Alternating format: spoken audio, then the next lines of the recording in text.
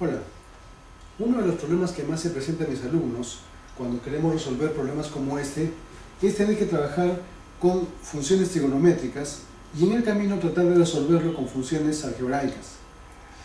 Fíjese en este problema. Tengo esta división, tangente de x menos seno de x entre x menos seno de x. Si quisiéramos resolverlo solamente por la forma trigonométrica, habría que hacer algunas conversiones, como por ejemplo tangente de x, que es igual a seno de x entre coseno de x. Hasta ahí está bien, pero tengo este problema. Tengo x sola. Entonces, podemos seguir un camino más sencillo utilizando la regla de Hospital-Bernoulli. ¿Qué es lo que me dice esta regla? Yo puedo derivar el numerador y el denominador en forma independiente y aplicarle el límite, y la respuesta va a ser la misma. Entonces, para ello vamos a considerar lo siguiente. El numerador lo voy a considerar como una función, es decir, esta parte de acá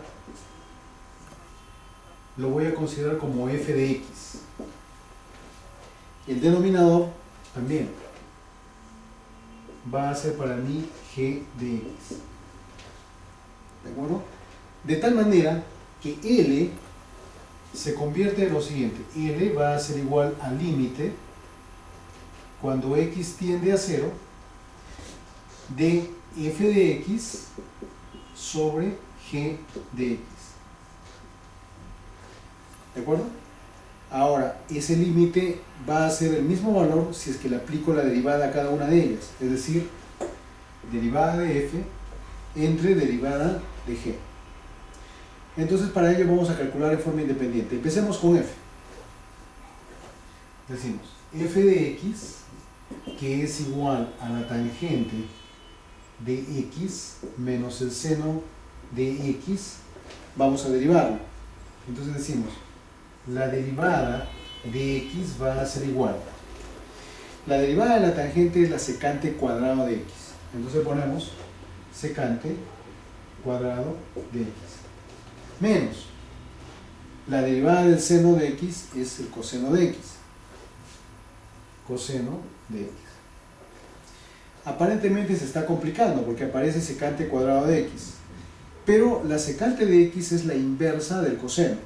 Entonces lo aplicamos. Decimos, esta derivada es igual a 1 entre el coseno cuadrado de x menos el coseno de x. Esto es una fracción, por lo tanto vamos a dar como un denominador y lo tenemos de esta forma. F' de x va a ser igual a coseno cuadrado de x. Esto entre coseno cuadrado de x me da 1 por 1, 1. Menos, aquí tenemos denominador 1. Coseno cuadrado de x entre 1, coseno cuadrado de x, por coseno de x me va a dar coseno al cubo de x. Bien, esta va a ser nuestra ecuación número 1. Del mismo modo hacemos con g. Entonces aquí hacemos g de x, que va a ser igual a x menos el seno de x. Este es más sencillo. Derivamos g de x. Decimos, la primera derivada de x va a ser igual a 1, porque la derivada de x es 1, menos la derivada del seno de x, que ya lo hemos calculado. Entonces ponemos acá menos el coseno de x. Esta es la ecuación número 2.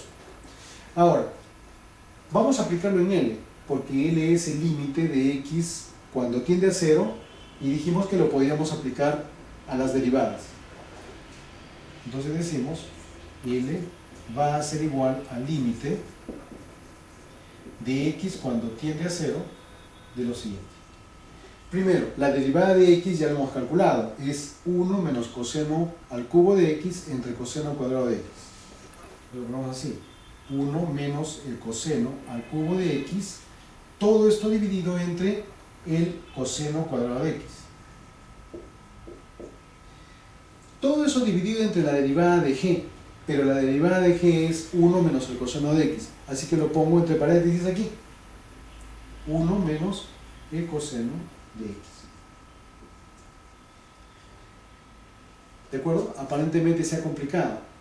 Ahora viene la parte donde tenemos que combinar la parte trigonométrica con la parte algebraica. Fijémonos en el numerador. El numerador dice 1 menos el coseno al cubo de x. Si nos vamos a la parte algebraica, buscamos su equivalente en los productos notables. A al cubo menos b al cubo es igual al producto de a menos b multiplicado por a cuadrado más a por b más b al cuadrado. ¿De acuerdo? Ahora, ¿quién es a y quién es b? Pues si nos fijamos en el numerador, a es igual a 1, mientras que b es igual al coseno de x. Y eso es lo que vamos a reemplazar. Entonces decimos, L es igual al límite cuando x tiende a 0 de lo siguiente. En lugar de poner 1 menos el coseno al cubo de x, ponemos a menos b, o sea 1 menos el coseno de x, que multiplica lo siguiente: a al cuadrado más ab más b al cuadrado. Pero a es 1, a al cuadrado va a ser 1 al cuadrado, entonces ponemos 1 simplemente, porque 1 al cuadrado es 1. Menos, o más, perdón, a por b. Ahora, como a es 1 y el coseno de x es la letra b, entonces 1 por coseno de x es solamente coseno de x. Este es el coseno de x. ¿De acuerdo? Y tenemos finalmente b al cuadrado. Pero b es coseno de x al cuadrado, me va a quedar más el coseno cuadrado de x. Y en el denominador sigue lo mismo, coseno cuadrado de x, que multiplica a 1 menos el coseno de x. Muy bien, fijémonos en el numerador y el denominador. Aparece algo que es común, que es 1 menos el coseno de x, y abajo también aparece 1 menos el coseno de x. Si yo reemplazar en este momento el límite, es decir, 0 en reemplazo de x, voy a tener 1 menos el coseno de 0, pero el coseno de 0 vale 1. Si yo resto 1 menos 1, me va a dar 0, abajo igual. Esa es la indeterminación, entonces la elimino. Como son términos iguales, entonces se puede simplificar. Se va este de acá y se va el de acá. ¿De acuerdo? Se queda eliminado. Muy bien, esta parte de acá ya no nos sirve, así que lo vamos a borrar. Bien, entonces, L va a ser el límite cuando x tiende a 0 de lo que queda. ¿Qué cosa es lo que queda? L, que es igual al límite cuando x tiende a 0 de lo siguiente. En el numerador solamente me está quedando 1 más coseno de x más coseno cuadrado de x. O sea, 1 más coseno de x más el coseno cuadrado de x. Y en el denominador solamente me va a quedar coseno cuadrado de x. El coseno cuadrado de x. ¿Sí? Como ya se eliminó la indeterminación, pues ahora sí reemplazo, aplico el límite y voy a reemplazar 0 en lugar de x.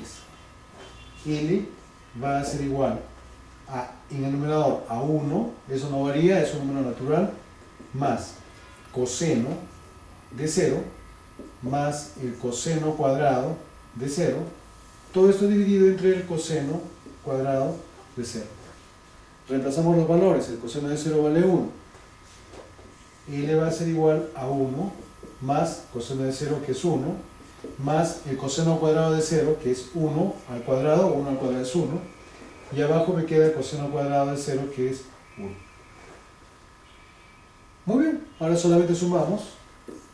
L va a ser igual a 1 más 1 más 1, o sea, 3 entre 1. Y ya está resuelto el problema. Entonces, aparentemente, al aplicar la derivada, estoy complicando el problema. Sin embargo, en el momento de solucionar esta parte, estamos simplificando la parte donde está la indeterminación. Muy bien.